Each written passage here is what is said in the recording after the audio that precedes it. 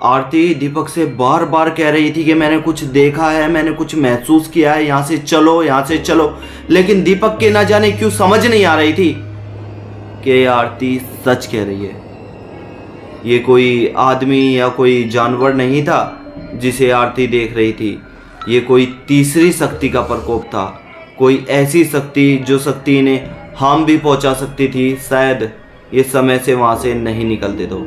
दोनों की श्रद्धा थी, दोनों भगवान को मानते थे। आपस में बैठकर तपस्या करी, भगवान का शुक्रिया करा जो कि उनको वहां से निकाल दिया है। दोस्तों कहानी बहुत ज़्यादा खतरनाक है। इतनी एनर्जी इसलिए आ रही है कि कहानी ऐसी है कि सुनने के बाद दिमाग हिल जाएगा, सटिया जाएगा कि भाई साहब ये क्या हो गया है दोनों के साथ। और एकदम से दोनों जो इतने पढ़े लिखे थे, इतने ठीक थे, ये भूत प्रेत में विश्वास कहाँ से करने लगे हैं। कहानी में पता चलेगा वो तो। खैर अभी आगे बढ़ने से पहले एक छोटा सा इंट्रो। नमस्कार दोस्तों, जय भोलेनाथ। मेरा नाम शंकर है। मैं कहानियाँ सुनाता हूँ, ऐसे किस्से कहानियाँ आप सभी के लिए लेकर आता हूँ जो सच्ची घटना पर आधारित होते हैं। आप सभी को ये किस्से और कहानियाँ पसंद है और आप भी हॉरर स्टोरी में इंटरेस्ट रखते हैं तो इस चैनल को सब्सक्राइब कर सकते हैं, क्योंकि इस चैनल पर ऐसी ही खौफनाक स्टोरीज आती रहती हैं। डेली मैं वही स्टोरी सुनाता हूँ जो मेरे सब्सक्राइबर मुझे भेजते हैं और ये रियल इंसिडेंट होते हैं, जो लोगों के साथ बीती गई घटनाएं हैं, जो सच्ची घटनाएं हैं। मेरा नाम शंकर है, मैं कहानियाँ सुनाता हूँ। बढ़ते हैं कहानी की ओर और इस कहानी में जानेंगे कि भूत प्रेत किस तरह से अपने होने का एहसास दिलाते हैं।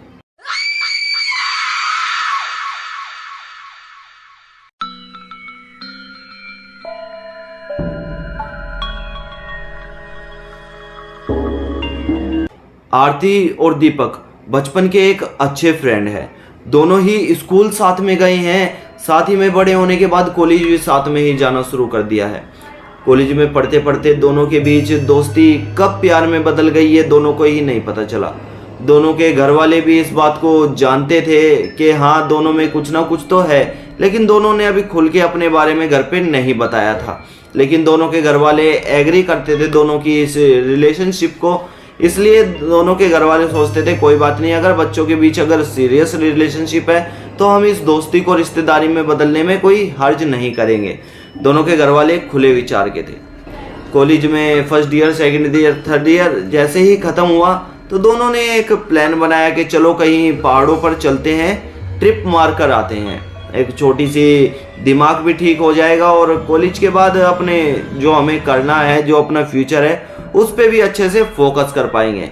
दोनों अपना सामान पैक करते हैं, घर से पैसे पकड़ते हैं और निकलते हैं सीधा ट्रिप के लिए।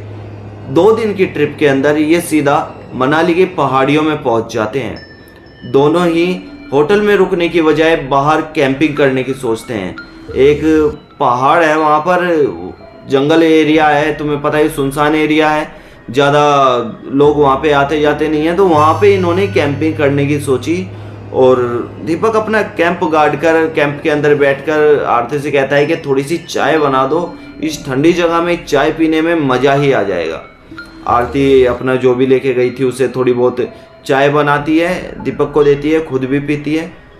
रात हो जाती है, सोने के लिए जाते हैं, लेकिन वहाँ पर एक आदमी आता है और वो कहता है कि आप दोनों यहाँ पर मत रुकिए, यहाँ पर रुकना ठीक नहीं है, यहाँ पर कुछ अजीब शक्ति घूमती है जो शायद आप दोनों को नुकसान पहुँचा सकती है।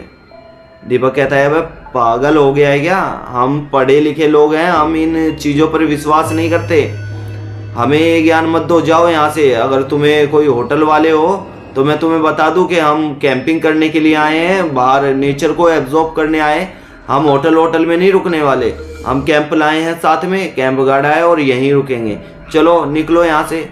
दीपक उसको डांट के भगा देता है। दोनों जाते हैं, रात हो जाती है, सोने के लिए बैठते हैं तो दोनों थोड़ी थोड़ी सी ड्रिंक करते हैं कि ठंड का मौसम है, ड्रिंक कर लेते हैं, थोड़ी कम ठंड लगेगी। आजकल के बच्चे करते हैं, कहानी पुरानी नहीं है, ये 2022 की स्टोरी है।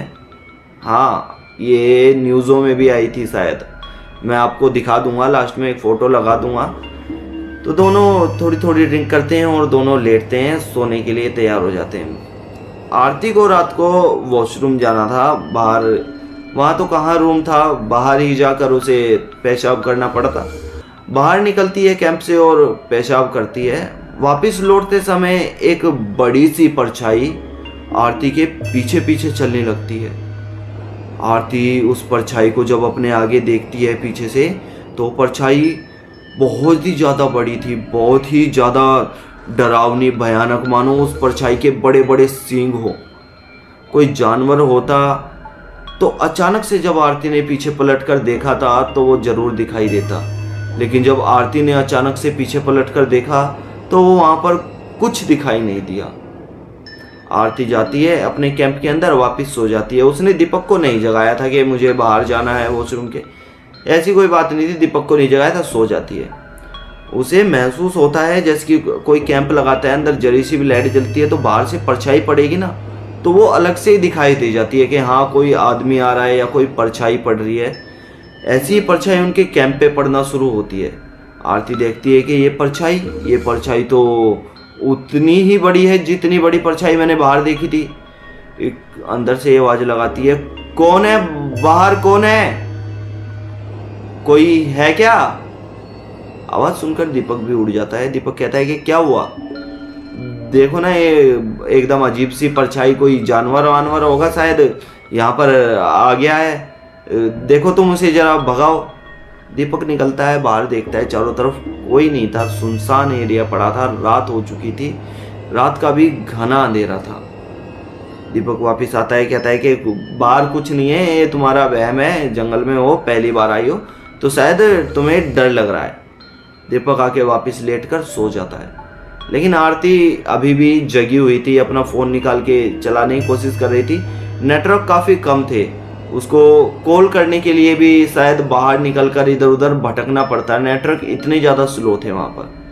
आरती अपना फ़ोन निकालती है, फ़ोन नहीं चल रहा था, एक मूवी लगा लेती है, मूवी देखने की कोशिश करती है। इतनी ही देर में वो परछाई दोबारा दिखाई देती है।